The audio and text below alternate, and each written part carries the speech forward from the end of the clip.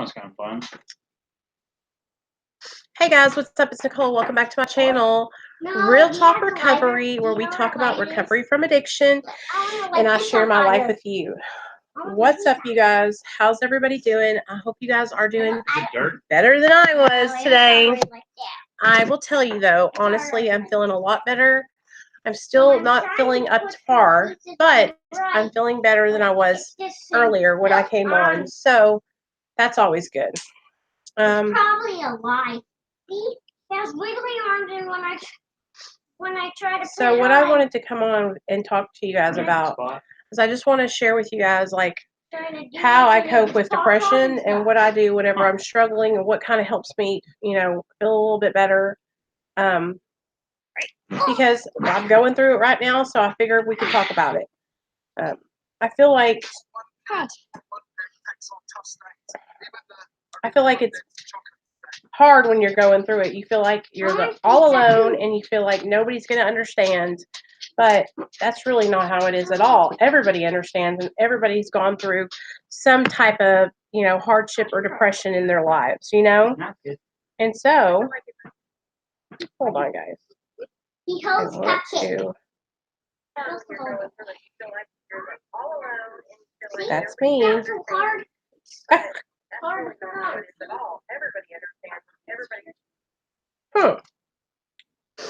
I want to see y'all's comments because I know y'all are going to be commenting. Okay, anyway.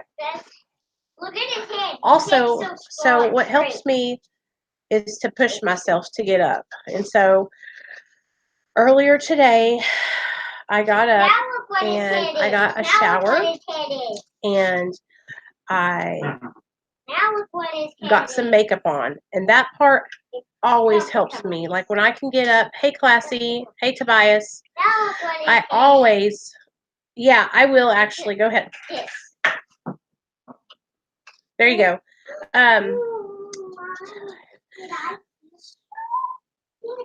Okay, so I know it's hard to say, like, you've got to push yourself, right? But for me, as a mother, I can't just lay in bed all day long with my 5-year-old running amok. You know what I'm saying?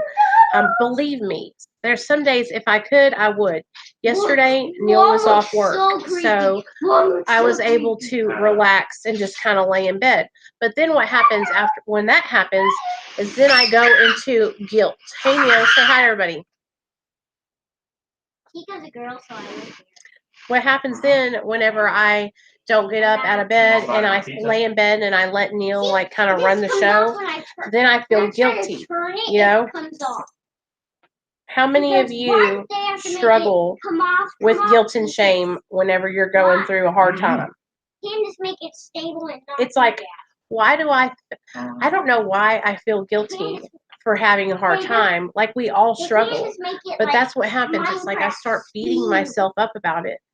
And so what I did was I got up and I took a shower. So that always makes me feel 100% better.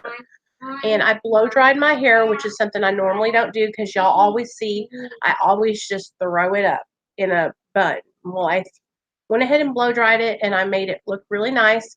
And I put makeup on. And so that always makes me feel a little bit more fresh, you know? But the thing that makes me feel the best is when I can get up and I can take my little boy out to do something for him, you know, and that makes me feel, it just makes me happy to see him happy. So what I did was I took him and he got himself a new Roblox shirt and he got himself a little chica. Nate, what are you doing? Like, chill out, man. Chill out.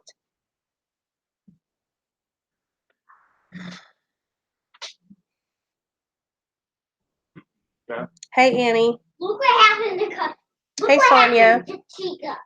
I told you guys I was coming over here. Weren't you on the Facebook? So it's like the only thing I know how to do is to talk to my husband. So that's what I did. I text Neil and I was like, listen, I need to talk to you. Like, I'm really going through it. I feel like I'm really sad. And so I texted him and he came home, or he called me and was like, you know, maybe you need to get your medication upped, which that's probably a good idea. So I'm going to do that. But it's lack of motivation that's making me feel like shit. Do you know what I'm saying, guys? It's like when I don't have energy and I don't want to do anything, that is what makes me feel depressed. Because I want to do stuff. But inside me, I don't feel like doing anything. Do you understand what I'm saying? It's like this dullness. It's a dullness inside. To where I feel like so. The only way I can explain it to you is blah. Hey, Nikki. Hey, Cindy. Hey, Keith. That's the only way I can explain it to you. Is like I feel like I don't. Did you see your medicine, Neil? No. It's downstairs in the medicine cabinet. So you guys know I had my period 2 weeks ago, and it was really heavy, and really not good. It was horrible. So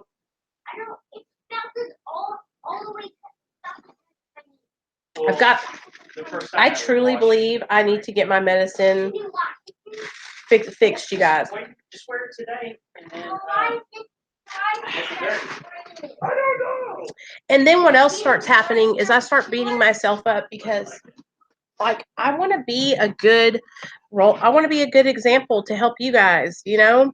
And so I get discouraged whenever I'm not like on my A game because I don't ever want to make you guys. I know I can't make you guys feel anyway, but like I don't know how to explain it. But I just feel like a responsibility to my channel. And my channel means so much to me. Do you know what I'm saying? And so, right. Yeah, I know. Nobody's perfect. Daddy. Hey, Marissa. What are you doing, babe? So, I think what I need to do, like I said, is I called my doctor and I'm going to have him up my prescription on my Wellbutrin. And I'm just going to take it easy. And but I'm going to tell you something. Like, I pushed myself, you guys. Like, I got up, I got out, I went and ran some errands. And like I always feel better when I get up and I move around a little bit. It's just the getting up and moving around that is I struggle with. I struggle getting motivated. I struggle getting up and pushing myself. So tonight I'm doing a podcast episode with Megan from the Addictionary again. Only it's going to be me, her, and her dad. So and that's going to be great because they are both she's a psychologist. And so I'm going to talk to her tonight on a podcast. And so I'm going to tell her all about how I've been feeling and see what she thinks. But she's also in recovery from addiction. So I just was like this morning, you guys, I was just a mess. Like all I could do was come on here and cry to you guys. That's all I could do, you know? And it's like the guilt and shame just builds up on top of me because when I'm not motivated, then I feel guilty, you know? Thanks, Keith. You're so sweet. I appreciate that, bud. So I'm just trying to, you know, give myself that. Neil, will you give me a caffeine? I'm just trying to give myself that little extra push. You know what I'm saying? And I have like, it's just hard. I love you, Nikki. I love you, girl. And, you know, Nikki, another thing that kind of affects me is how unkind people are here on YouTube and how they just pick certain people to gang up on. And so I've been seeing one of my friends who's been getting ganged up on. Her name is Unitonica, and she's been getting ganged up on. And then I see. I'll bring it up here. It's like treat other people how you would want to be treated, you know? And so I really try. Hey, Cindy.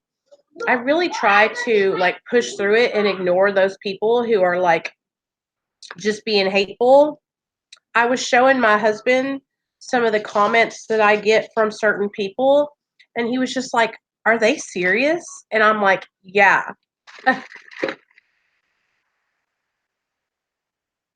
You know, I'm so lucky to have Neil, you guys, because he helps me stay grounded. He's like, you know what? Just don't even worry about it. Oh, Tobias, I gave you a wrench. So you better act right when you come back. You hear me?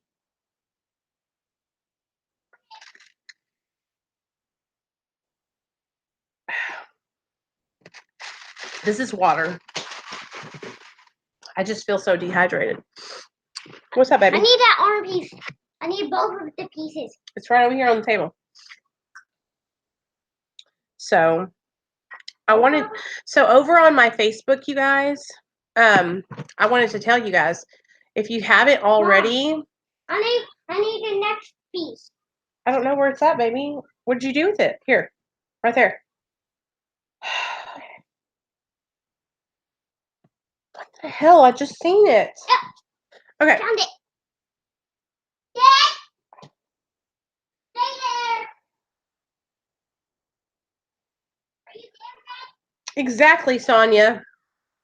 So listen to this, you guys. God, what was I going to say? Oh, if you guys haven't joined Real Talk Recovery, the Facebook page, what are you doing with your life? Come over and join us on Facebook. But what I was doing over there on Facebook was I was reading to everybody about how Narcotics Anonymous and AA treat other people who are on medically assisted treatment. And I'll tell you guys, I couldn't believe that Narcotics Anonymous, how they believe, but I'm so glad that AA is so open-minded, and that's why I go to AA, because they're so open-minded. But Narcotics Anonymous, you guys, they have a whole pamphlet dedicated to how people that are on medically assisted treatment, they can come to meetings, but they don't consider them clean. And if they do come to meetings and the person who chairs that meeting says that they can't share, then then they can't share. So that made me kind of sad. Hey, Shannon. Yeah, it is a closed group, you guys. So nobody can like just come in and bother us. It's going to be chill. And it is really nice. Like we have Candy, one of my mods, has really stepped up to the plate, you guys, and she's been doing morning meditation every morning. I'm so damn proud of her. If anybody else wants to help doing that kind of stuff, just let me know and I'll add you to do stuff like that. Yeah, Marissa. We were just reading it over in the Facebook page. It was talking about how, I mean, it just said, it's called Narcotics Anonymous and their view on medically assisted treatment. And they basically say that the only requirement for membership is a desire to stop using. But if you're on medically assisted treatment, they hope that you'll keep coming back and one day get clean. Take the good, leave the bad. Exactly. And so that's all we can do. But honestly, if I was you guys, if any of you guys are going to Narcotics Anonymous, and don't tell anybody that you're on medically assisted treatment, please, you guys, just keep that to yourself. Keep it between you and your sponsor. You don't even have to tell her right away. Like, please, because I don't want the same thing to happen to you guys that happened to me. Like, I told my sponsor, the first one, and she dumped me. She fired me as her sponsee because I was on Suboxone. So I just want you guys to be extra careful because I am really protective over my MAT people, my people that are on Suboxone and methadone over here, because I care about you guys and I don't want you guys to get hurt. Hold on. Hello.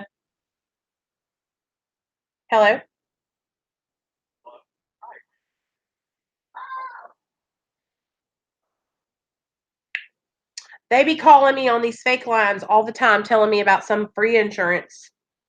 Yeah, thumbs me up, baby. Thumbs me up, guys.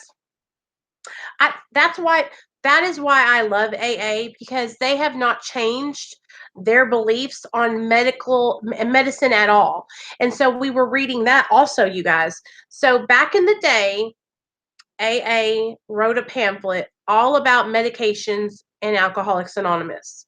And what they did was they brought on some doctors that were members of AA, and then some doctors that were just regular doctors. And they all sat down and they talked about how many people struggle with depression, anxiety, bipolar, schizophrenia, epilepsy, cancer, diabetes, all these different diseases that they might have to take narcotics for, right? And so what was happening is a lot of people were, some old time AAers were telling their sponsees that they didn't need to take any pills, that they needed to be off of everything. And what was happening, and what has happened to some people, is they have told their sponsee to get off of their medication, and their sponsee ended up committing suicide because of the depression. This has happened before many times, y'all. And so what happened was AA got together and they had a big meeting, and they wrote up this pamphlet where they said, as long as you're following the doctor's orders and you're not overtaking your medication, you're not selling it, you're not abusing it, you're not getting high on it, then you absolutely need to just do what you have to do to stay on the right track. If that means taking Suboxone, then so be it. If that means you have to take Xanax because you have anxiety attacks and you're taking it as prescribed, so be it. If that means that you are epileptic and you have to take some kind of seizure medication, then so be it.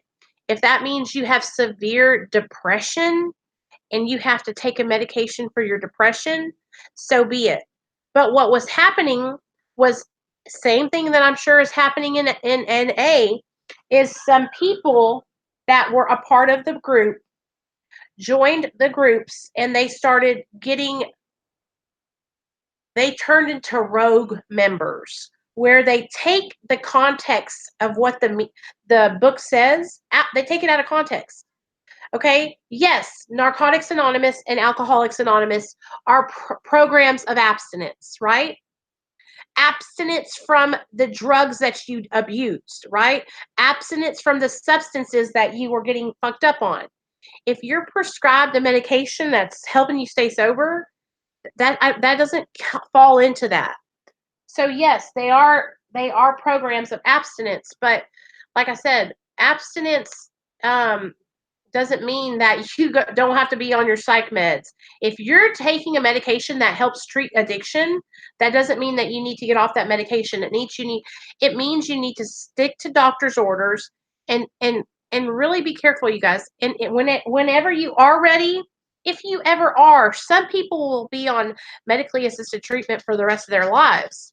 Then you can taper off of it.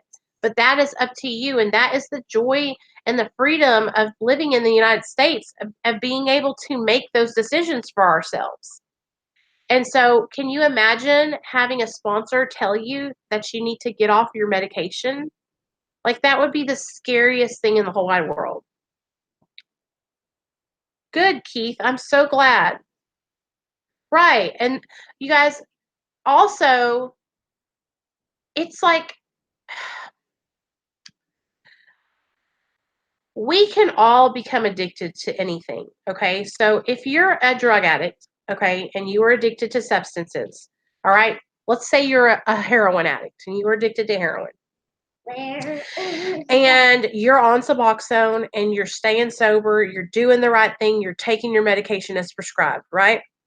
But then you gain a little weight. So your doctor prescribes you a medication like phentermine to lose weight.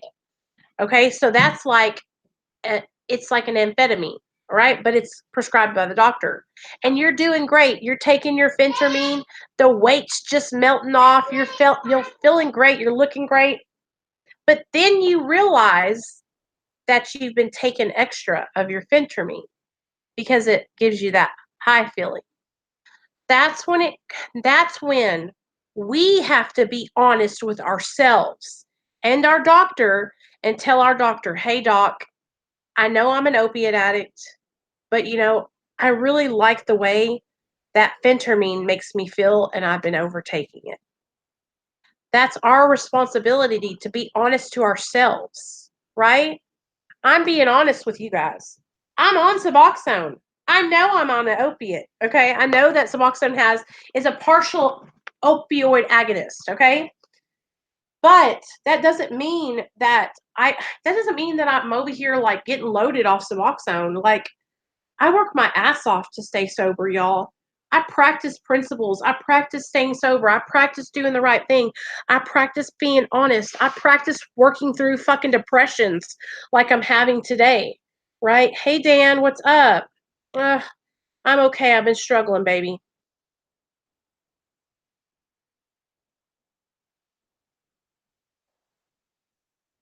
I know, Sonia.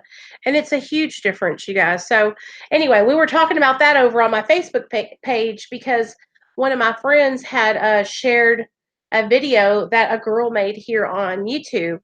And you guys, this video is probably like from 4 or 5 years ago. And the girl was on Suboxone or methadone, I don't know which one. And she was saying that it made her hair and her teeth fall out. Do you guys understand that when you get off of drugs and you get on a maintenance medication, 9 times out of 10, if your teeth is falling out, it's because you rotted them out before you got sober. Oh, no, I'm not relapsing, Dan. I'm just struggling with depression. No, I'm not relapsing. Don't worry. Hell no. Y'all, hell no. No, no, no, no. That's the last thing that's the farthest thing from my mind. I'm just having a depression. It happens sometimes, especially since I'm tapering on my medication. That's what's going on, you guys. I really think that because I've started to taper off my Suboxone and I'm tapering down lower, that it's just starting to I can tell. I can tell that I'm tapering. You know what I mean? And ooh, my head hurts. It's hard. Like when you start tapering, you guys, y'all will start to notice too that if you do a Suboxone taper, you'll start to notice that you're getting depressed. I hope you don't, but I feel like a lot of us, that's how we'll feel, is depression. You see the dog back there? Paco. You do, Dan? What do you do to cope with your depression? Do you mind sharing with us? Yeah, I'm tapering to get off of it. It's a slow taper though, Dan. I've been on it for 4 years, and what I'm doing now is next month I'm going down 2 more milligrams, and then I'll wait 2 months, and then I'll go down 2 more milligrams. So I should be off of it by Christmas time. I was on the fence about Matt because all I heard were horrible stories. Now we have the voice to change that for people that need it. Right. And here's the thing, you guys, there's nothing wrong with being on Suboxone or methadone. They're great medications. They're tools that can help you build your sobriety. But the thing about it is, too many people jump off at high amounts. And that's not how the medication is made. The medication is made for you to taper off of it. If you jump off out of nowhere, of course you're not going to feel good. Of course it's going to bother you. Of course you're going to be ill. Of course it's going to be a horrible, horrible experience. That's why it's like taken me such a long time because I have to taper slowly.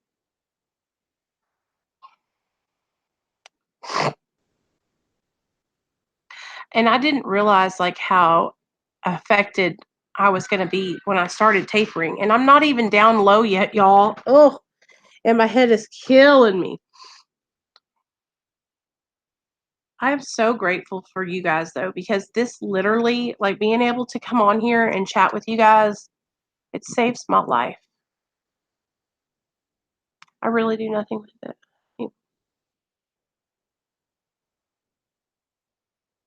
You know what? I try not to focus on where I was. Well, I talk a lot about my past because sharing my past experiences with you guys, it helps me to process them, right? But a lot of the times what can happen is I can get stuck in this thought process of I'm never going to be where I want to be. I never want going to be where I want to be. And then I get really down on myself, you know?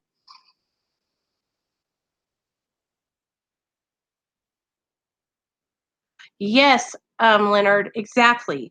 So that's what I kind of felt like this morning. I was just like crying my eyes out. And it was like the only way I can explain it to you guys is like I have nothing to be depressed. Like I don't have any reason to be sad, okay? Like I'm not sad. I'm not dying. I don't have a bad life. I just don't know how I feel. Like it's just not a good feeling. I feel unmotivated. And that's what fucking makes it worse is that I have no physical motivation to even move. Like I just want to lay in bed all day, you know? Are you really, Leonard? What's going on? What's wrong? Dan, you just stopped taking it? You didn't taper off? Listen to me, be careful. I stopped taking Lexapro out of nowhere and I literally thought I was going to die. So here's the thing. This is what I was talking about, Leonard. Like when I feel like this and I'm just feeling like really down low, like the only thing I know to do is to just push myself, is to try and push myself through it. I've been like really using you guys today as a way to cope with the way I'm feeling. I've been using my son and having him come and just be with me. And we went walking around and we went to the mall. I took him out. Hey, Stephanie. Okay, good, Dan. And so that helps me to push myself and to be active with my kid. You know what I mean?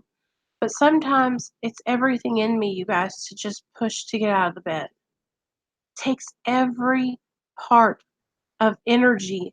It takes every part of anything in my mind to just lift myself up and get out of the bed and crawl out of this dark hole. You know? Some days it's been bad. But but I'll tell you this, having a YouTube channel and coming on here and talking with you guys, it gives me hope. And you guys help me so much. Like being able to sit here and talk to you guys, the best.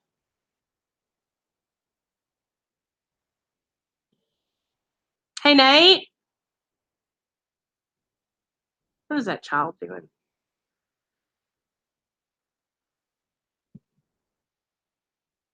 Like, I'm just grateful for you guys. Y'all help me stay on track. And that's what I was talking about earlier. Like, I never thought that my little YouTube channel would be such an amazing community spirit, you know. But that's exactly what I get from you guys is the sense of community and fellowship and love and trust and strength. You know, you guys help me. Y'all give me strength. So I just thank y'all so much. Like I'm so grateful. And that's why like I have to remember like I'm so blessed and I have you guys, you know. I, this is such a privilege for me to have this platform and to be able to use it in this kind of way. This is so therapeutic for me, you guys. Y'all are saving my life, you know? Any other time I just would have stayed in bed and cried. But I got up and I talked to you guys and I did my makeup and then I went out and now I'm back. I'm able to talk to y'all. So I'm super lucky. Man, I feel just so blessed because not everybody has a YouTube channel full of people that they can come and talk to when they're struggling.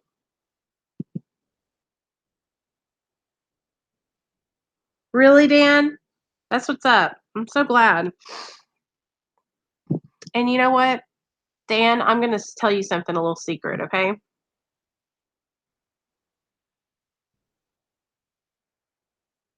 We love you, Leonard. We love you. We all have our struggles, you know?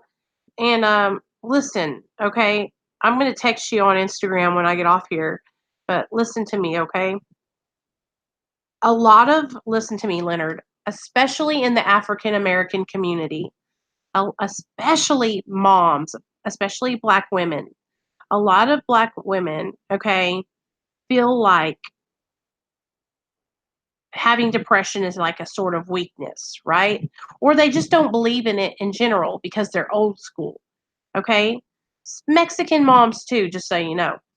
Um, it's like so I talk to a lot of all different races people, but I talk to a lot of Black kids, Black guys, Black women, who their parents just say, "Buck up, tough it out, just get up."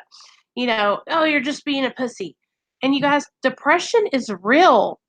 This like, and I'm telling you, it's because it's like Tobias. It's like it's an old school Black woman thing. A lot, and I don't know if it's just like a lot of Black women feel like, and listen, I'm not down. I love my Black friends. I love my Black women, but they feel like it's a weakness, and they think that if they don't take it seriously, and that's why we have so many young Black men specifically that are struggling because their moms don't. It's like we have to build up our men, okay, Black men, white men, all men. But I'm telling you guys, like in white families, it's a lot more understandable, like depression and anxiety and these mental things. But in other families, like Black families, Mexican families, even Italian families, because my dad's Italian, they don't believe in this kind of depression and stuff like that. They think, oh, you just need to get up and shake it off. You need to just be done with it, right? And so, can you imagine how hard it must be? Stigma.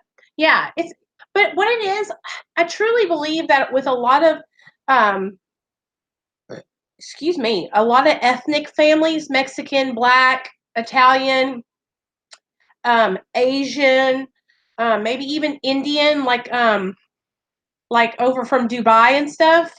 It's like this pride inside of them that they're raised up with. And they just believe that mental illness is just like a weakness and it's not real. Right. Right. And so what happens is, you get men who are raised up by moms who don't believe in struggles like that. And so they tell you to just deal with it. And then you have young men that are angry, that are repressing feelings, and they don't know what to do. Exactly, Tobias. Priscilla, really? Yeah, because it's like I'm sure in the Japanese culture that is just like looked down upon really, really badly, you know? Oh, that's so sad. I am so sorry. But I'm telling you, even though like we have such a good here on my channel and even on YouTube, a lot more people are starting to talk about mental illness, right? And starting to support each other. Even though we have like this open line of communication on YouTube, I'm telling you guys something. It's not like that in real life. Okay? A lot of families will not admit or address these problems. And it's the same way with drug addiction. They just want to sweep it under the rug and ignore it. Oh, can't tell anybody of our dirty little secret. Can't show anybody that we're struggling. Can't let nobody know that we actually have a hard time, you know, because so many people think it's something to be ashamed of, but it's not. Like our struggles and what we go through are what make us special and make us unique. And look at this, how me struggling today has brought together all of us to help each other, you know? I have a headache, y'all.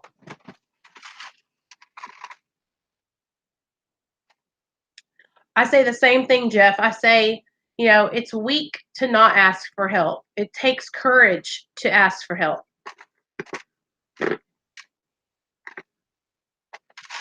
And I'm here to tell you, if I know your ass needs help and you ain't asking, I'll fucking shank your ass. You better ask for help. Hey, Jexy. I will hold you at knife point if you don't fucking ask for help. Central Standard Time. It is 4:30 here.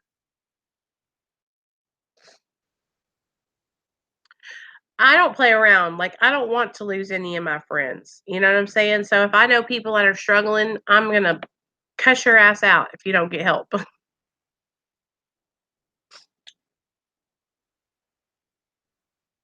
you guys, like, that's why it's so difficult, because I hear a lot of families, a lot of people come to me and they say, you know, I'm so afraid to let my parents know that I'm an addict and that I'm struggling. Tobias, you know, because I was going to beat your ass. I have so many people who reach out to me and they're like, I'm embarrassed, or I can't tell my family. I can't tell my family that I'm struggling. You know what I'm saying? Like, I'm so grateful that I can talk to my family. I was telling my mom,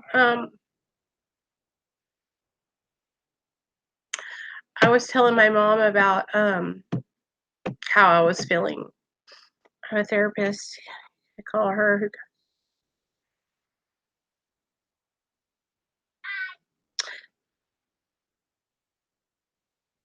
Bye, Daddy. Love you.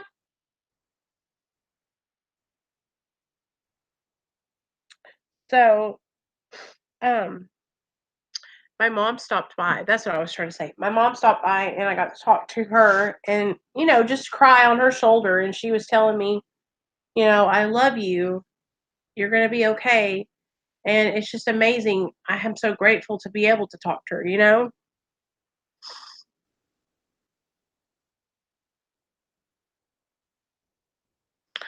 Oh, Marissa. Really? I didn't know that, girl. I wasn't talking about you. If that's, I don't hope you don't think I was talking about you. Um, I know what you're saying though. Like, is she in a bad spot? Like, she's just struggling too. Sometimes it's best if you have something like that going on because you don't want to hurt her.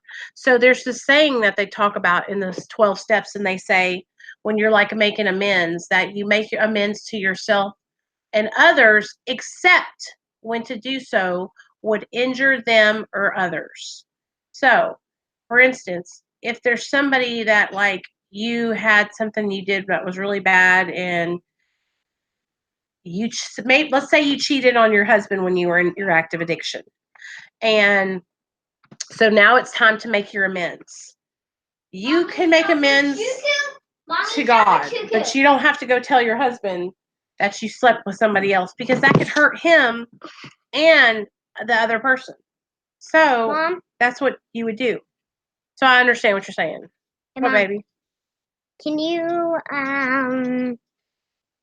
turn on kindly keying? I can't. And I'm fixing to take a nap. I watched my dad leaving the site. So you guys, I just wanted to come on here and kind of share with you guys how I cope with depression. And a lot of the ways I cope is by coming on here and talking with you guys and just processing through it. But I want y'all to know, like, life is not always easy. There's days where I have hard times, like, for real.